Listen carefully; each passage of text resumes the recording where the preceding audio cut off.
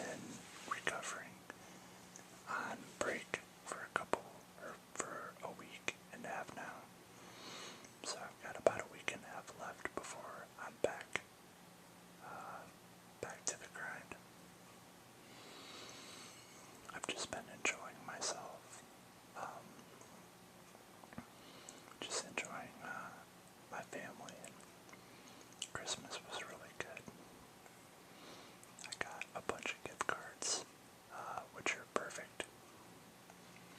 They're gift cards for places that I go to for clothes and for groceries and things like that.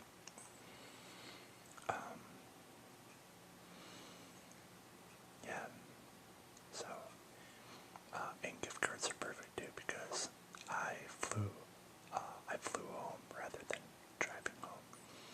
So I can't be, I don't have room to bring anything else back.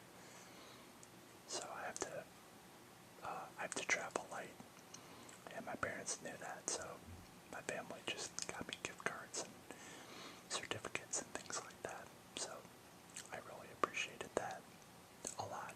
It was a very good Christmas. I would say this has been my favorite Christmas break that I've ever, or not Christmas break, but this has been my favorite trip back home. Because I've learned that every time you go back to where you came from, where you grew up, and the people you grew up with, that is your opportunity to learn how much you grow and how much you mature and how your life changes and those relationships change. It's bittersweet, to say the least. At the same time, you learn how you change, but sometimes those changes mean that your friendships aren't as strong as they used to be.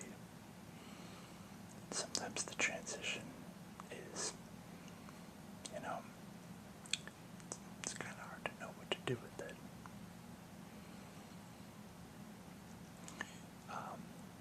It's definitely more positive than negative, but I do ponder both sides of it. So yeah, just chilling out, enjoying myself. The first week that I was home, I just kind of recouped, caught up on sleep, like talking about sleeping like a champ. Talking about the first 4 nights, I think I got about 12 hours of sleep the first 2 nights, and then like 10 hours the next 3 nights, I think. And then I've just been sleeping like 8 to 9 hours. Now I'm like right at about 7 to 8 hours a night. So I've definitely recovered fully. And so now that I'm fully recovered and caught up on sleep and got all my energy and zeal back, now I can start studying. I know you're thinking, why in the world would you study on break? But when you're taking as much as I'm taking, you really don't have a choice. You have to do it. Because if you don't, then school in several weeks is going to be a lot more difficult. So if I can get a little bit of a jump on it now, that'll make it a lot easier. So I thought I would show you a little bit of what I learned last quarter as far as anatomy goes. First, that's my dog. She's a mix between, we think she's a mix between like a golden retriever and, not sure what the other part is, possibly border collie, we're not really sure. Could even be Sheltie, we don't really know. She's a good girl though. She's very good. We don't even have to train her. never had to train her. We just have to show her something once and then she just learns it. Like different tricks. Like staying in her front yard. We only had to tell her one time to stay in the front yard. So that's all she does. She never leaves the front yard. We don't even have to put a leash on her, and she's great with kids. She's great with people. It's just other female dogs that she doesn't like. She doesn't mind male dogs. It's like she knows that that I'm talking about her. As soon as she knows that I'm talking about her, she wants to get all cute.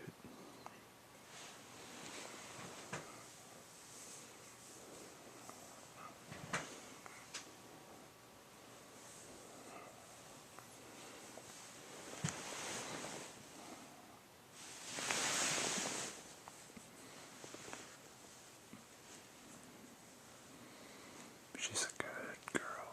She's a great dog to have. Dogs like her are few and far between. So,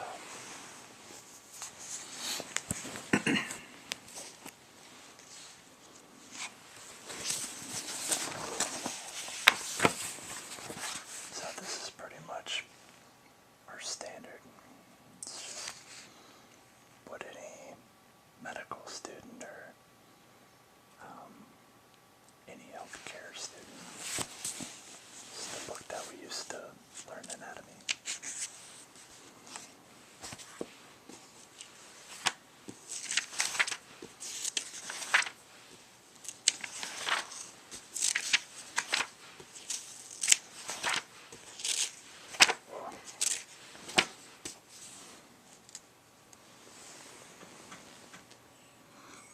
Want to know what's going on in your leg?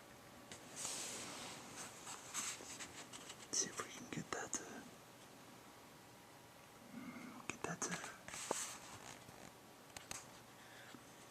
come on. Trying to get that to focus.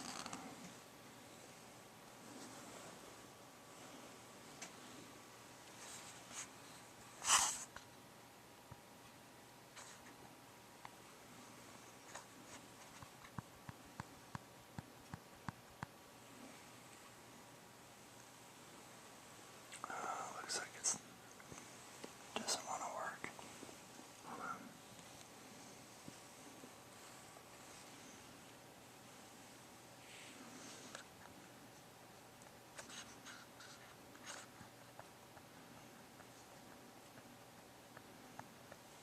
Oh well.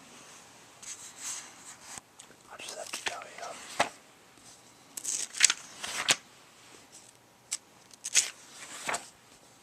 I'll put it in. Okay, anyway, let's fast forward. Okay, so this is what I had to learn all last quarter. Now you think that you have a lot of muscles and nerves and veins and arteries and bones and joints and all that in your arms and legs and torso.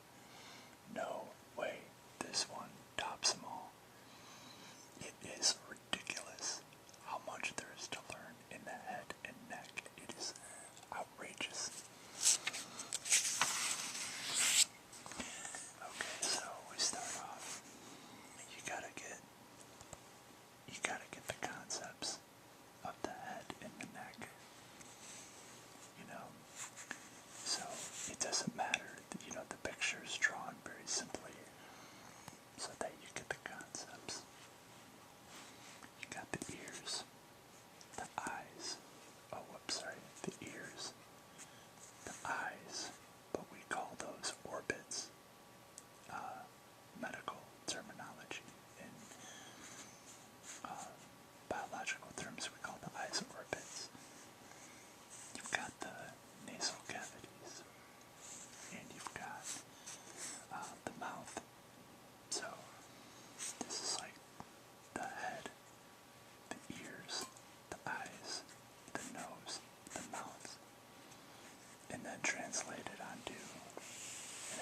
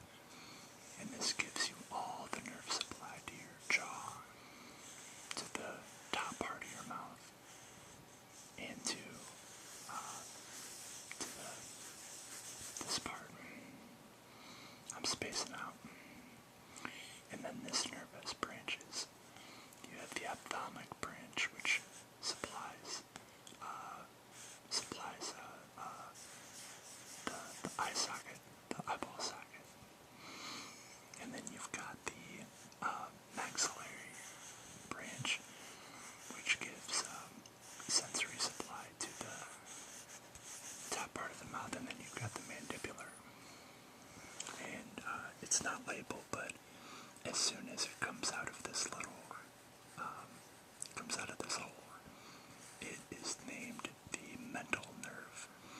And when it becomes the mental nerve, it supplies both both sensory and motor function.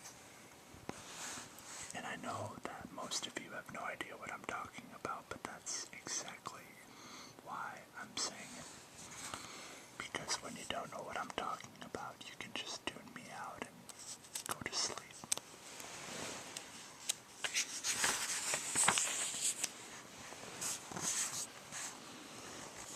Next, we're looking at the different lines, like the different landmarks that are important for knowing like what you're naming, for knowing your boundaries of the head and neck. So the most important boundary for the top part of the neck is the superior nuchal line, which wraps around the bottom part of the occipital bone of the head. And then right here is the mastoid process. So the back of the head comes down right below the ears, and you can actually feel it with your finger. I was trying to touch my mastoid. You can actually feel your mastoid process. It's a little bump that you feel right underneath your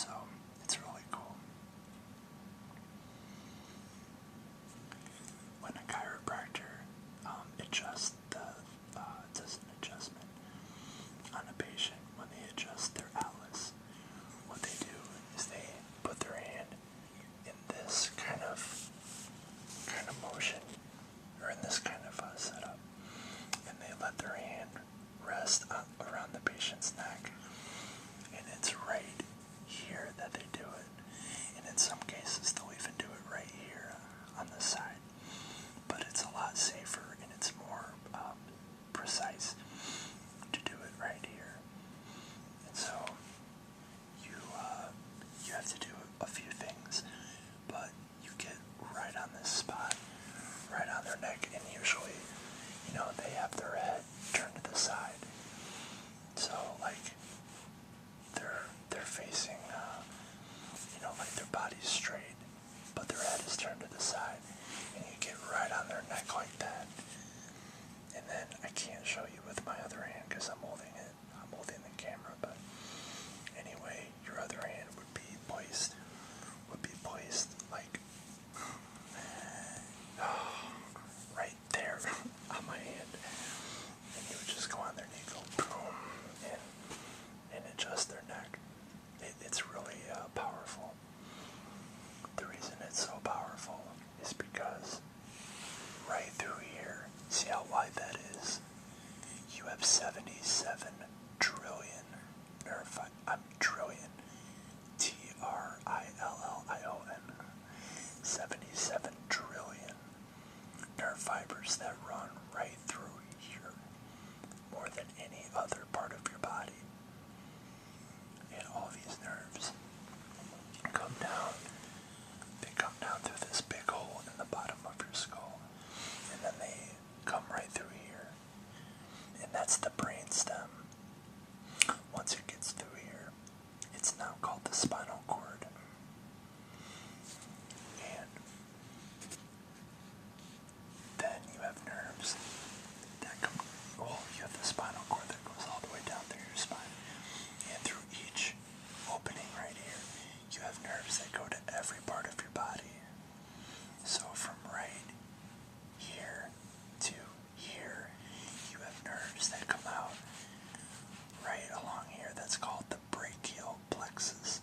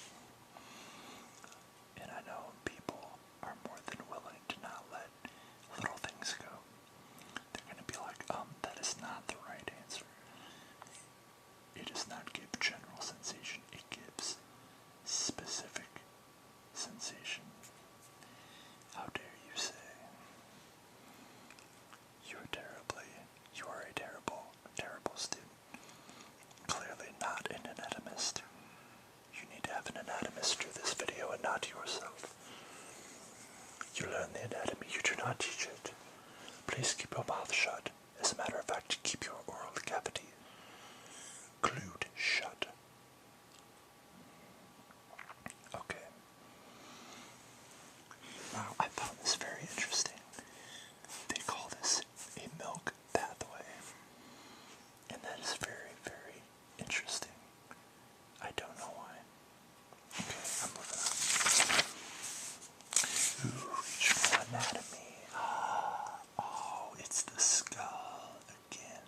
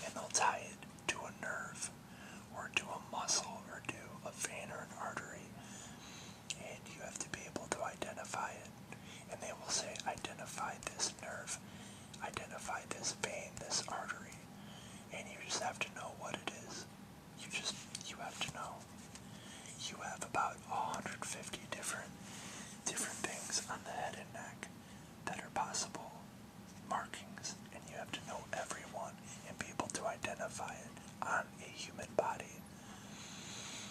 It is stress that I can't even fathom. And I say, even though I already took it, I still can't fathom it because I have blocked it out of my mind forever. Oh my gosh. It's partially true.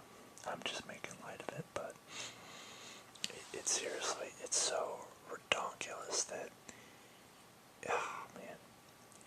But hey, you know what? You know it forever. You do. I will know the inside of the human head as long as I'm alive. Oh man. Middle meningeal artery. You gotta learn all that. Vertebral artery. You gotta look at the brain. You gotta look at all the arteries that go in and around the brain. You know, maxillary artery. Got the facial artery. We have to identify all those on the body as well. There's just so many. Lots and lots and lots and lots of nerves. External, carotid, occipital. Man, going back in time here, folks.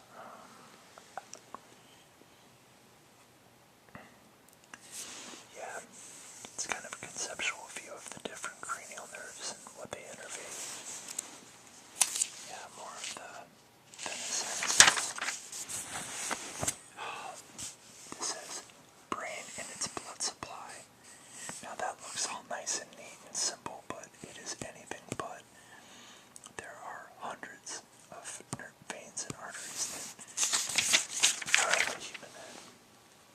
Yeah, you got the brain. Yeah. Oh, nifty. What's this little... What does this mean? Well, you have the aortic arch, so you've got the heart right here. You've got the aortic arch, and then you've got the carotid arteries that come out of the sinuses of the heart. So you got the carotid arteries, and then you got the subclavian arteries, left and right.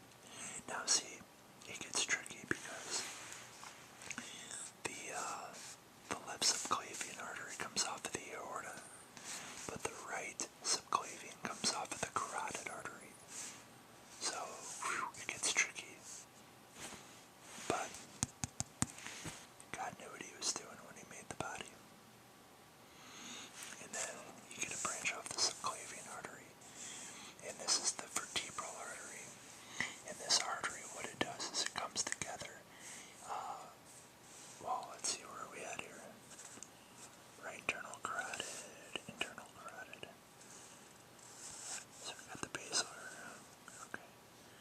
So right about this level, this muscle is running up your neck. So it's like on the sides of your vertebrae in your neck, and it goes all the way up into your head right here. So it's just amazing. But yeah, so these are all supplying blood to your head. So the blood goes from your heart to your head. And these are just the main ones. I mean, there are dozens of branches off of all these, and you gotta know what they are. You have to know where they terminate and everything. Yeah, this is pretty cool. Yeah, so this is an angiogram. Kind of gives you an idea of what's going on here.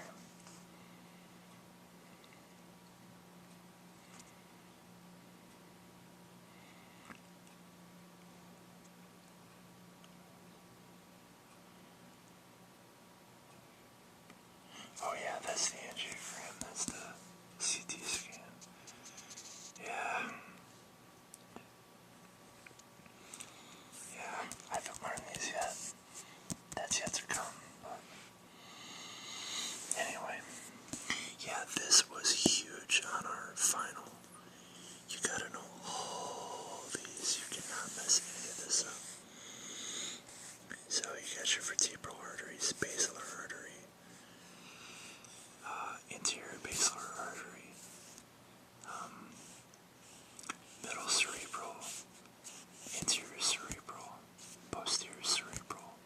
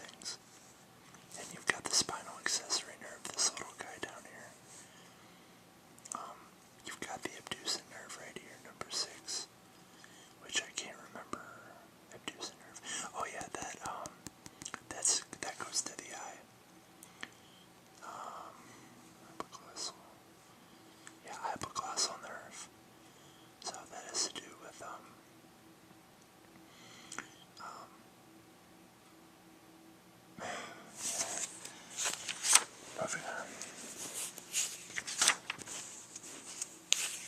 Okay, the face. You have a lot of muscles of the face, and you have to know all of them and what they do and what nerve innervates them. You have a lot of muscles in your face. Lots and lots and lots of muscles.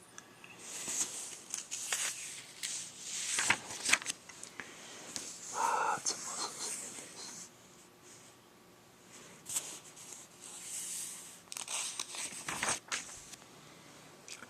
Look, just around your ear you have 3 muscles. Superior articular, anterior articular, posterior articular. We had to label all these, and this little guy got marked, or got tagged. Oh my gosh. Well, that's not too hard. I mean, if that would have been tagged, I guess you could have gotten that wrong. But this one, I mean, they could have tagged, the temporalis. But, I don't know. It was pretty easy because it was right above the ear. So, parotid gland, submandibular gland, which they don't have there, but that often gets tagged a lot. Your masseter, that's your muscle of mastication.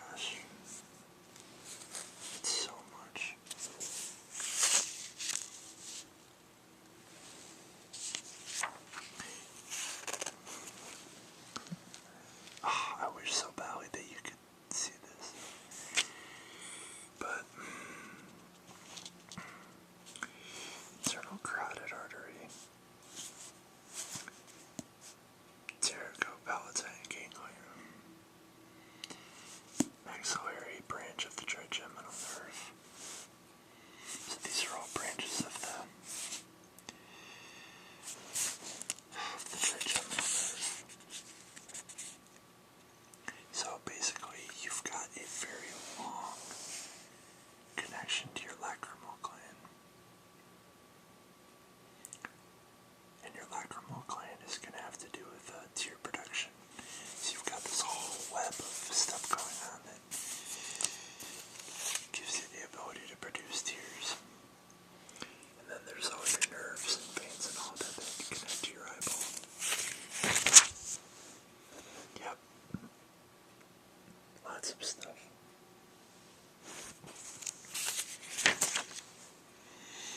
Oh yeah. And for every direction that your eye moves or rotates, there's a separate muscle for it. And we have to know all those muscles. It's ridiculous. Yeah, arteries. Wonderful arteries. There are more arteries than anybody could ever know what to do with. Did you know that you have a dorsal nasal artery? Yes, yes you do. You can't see it, but it's this little tiny artery that pops up here. You have an anterior and a posterior ethmoidal artery.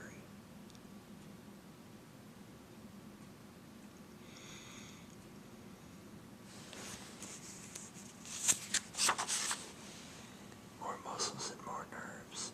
There are so many. Anyway, I think this is a good time to stop because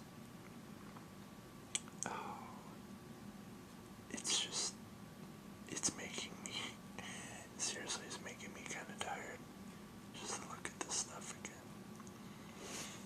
But I think it's a good note to leave on.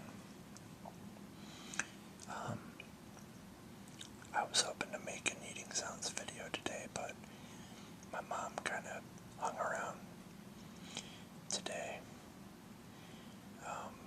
Or not hung around, but me and her ended up catching up a lot today and spent time together, so we hung around. And I didn't really have a chance to, I wasn't really alone at all today, so I don't like to make videos I kind of make videos when I'm by myself. I don't really tell my family, well, I'll be downstairs making a eating sounds video. But I did tell my mom about my eating sounds videos, and she thought it was just interesting. She kind of laughed, I don't know. She didn't think it was weird or anything, but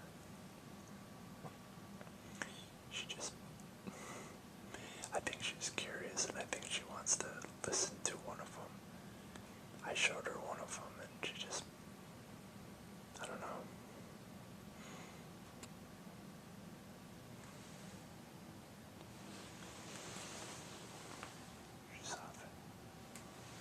She's off in dreamland somewhere.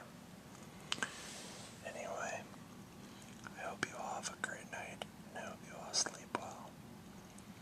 Thank you for being patient, and for the people who are disrespectful, or who are pushy with me, where's my video? You gotta understand that I have a very, very crazy life, and I do what I can to remember to make a video when you have as much going on as I do. You realize it just doesn't come to mind. When I'm eating, it's usually